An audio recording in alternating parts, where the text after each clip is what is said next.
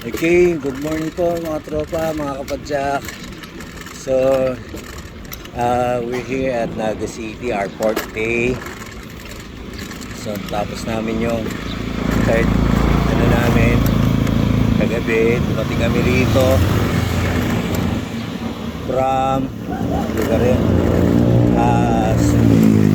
Sipokot. Sipokot ba? Ay, Sipokot. Tagkawayan, from Tagkawayan, Quezon to Naga, which is 140 kilometers in distance. Matapos namin siya na around 5 o'clock. Dito na kami sa Naga. Kaso lang, yung Kalaprang nasa Calabanga pala. So from Naga City proper, which is naka-cover kami na 410 kilometers in total distance, plus 10 kilometers from Naga City to here dito sa Calabanga. So may pumadya kami ng at least 30 minutes more or less, no more, 30 to 40 minutes pa kami pumadya kagabi. Ginabi na kami, mga alas 6 na kami nakarating dito sa Calabanga. So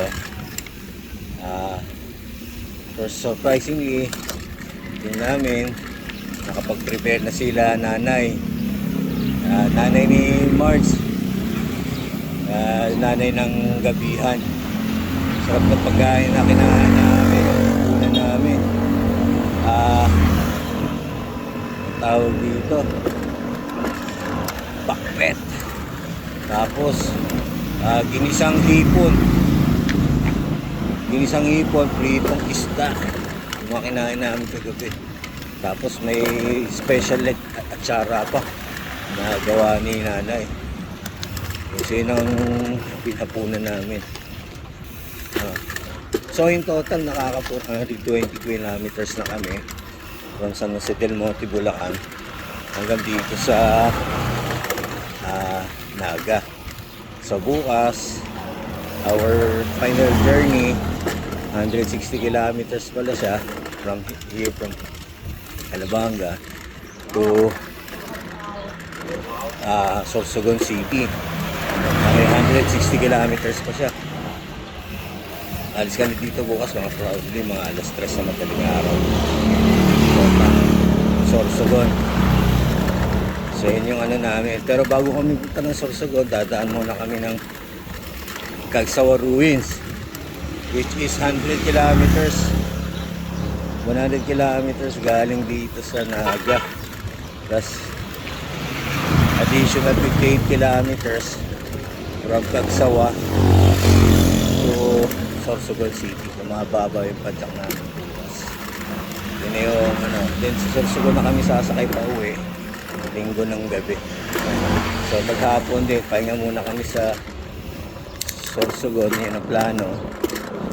Then uwi kami ng linggo. Gapon kami muna doon mag-stay kami. Linggo na kami uwi, sasakay ng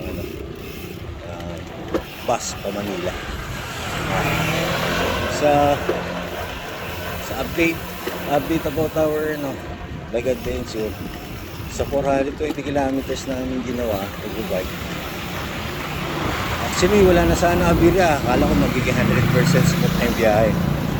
Pero dito na kami sa Naga, naplatan si Nino. So we're less than 10 kilometer away from Calabanga. Naplatan pa si Nino, tumusok sa kanyal, malaking alambre doon sa flooded area ng Naga. Kasi yung Naga City, sa hindi ko nakakaalam, nalubog po sa baha.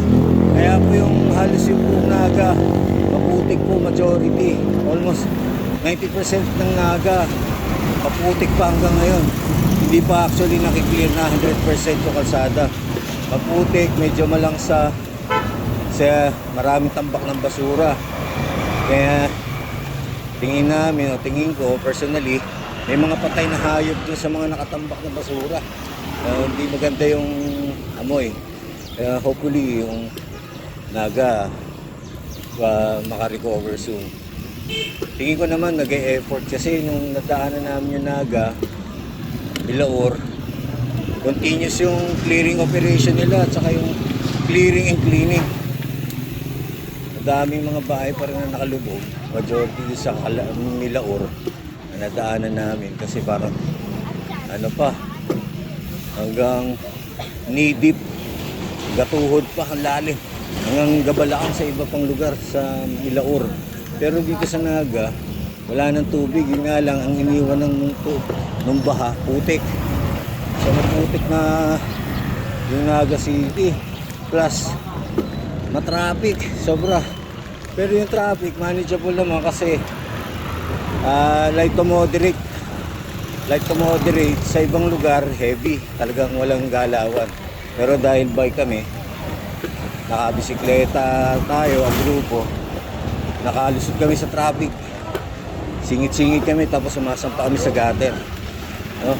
Pero wala na yung yung sa balita na 30 kilometers na 20 kilometers na traffic mula San Fernando, Camarines Sur hanggang Naga. Wala na po traffic. Ang traffic lang po dito na banda sa Naga pagpasok mo, which is about 500 meters to a kilometer lang yung haba. Kaya all in all, yung Bicol yung specifically itong Naga are doing great. Maganda na ho sila, nakakabangon na ho sila. Tingin ko personal. We're still praying and hoping na maging okay sila soon. Makabangon sila kagad. So yun lamang po ngayon po umaga ang itinerary namin kasi maghapon po kami magpapahinga ngayon. Pupunta po kami ng dagat, mamamasyal po kami. Guided by Paren Frank. Si Frank po ang taga rito kaya siya po yung guide namin. Pupunta ko kami ngayon maliligo. So yun lang muna mga tropa. Update ko na lang po kayo mamaya sa susunod pa bukas. Okay, maraming salamat DRD.